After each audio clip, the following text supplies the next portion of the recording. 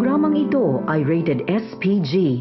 Striktong patnubay at gabay ng magulang ang kailangan. Maaaring may masiselang tema, lengguwahe, karahasan, sexual, horror o droga na hindi angkop sa mga bata.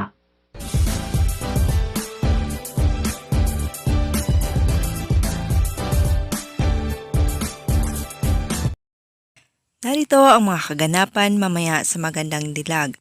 Nag-uusap-usap ang elite squad, nagpaplano sila kung paano makabangon mula sa pagkabagsak dahil naibenta na nga nila ang Capsule X. At sina Gigi at Madam Sophia na ang bagong may-ari nito. Ayon kay Blair, kailangan niya umanong mag-come up ng bagong brand para hindi nila mapansin na palubog na sila at sumang-ayon naman ang lahat. Sinabihan siya ni Marcos na kailangan niyang i-launch ito as soon as possible. Pinakita ni Blair sa kanila ang mga designs na hindi naman niya pag-aari.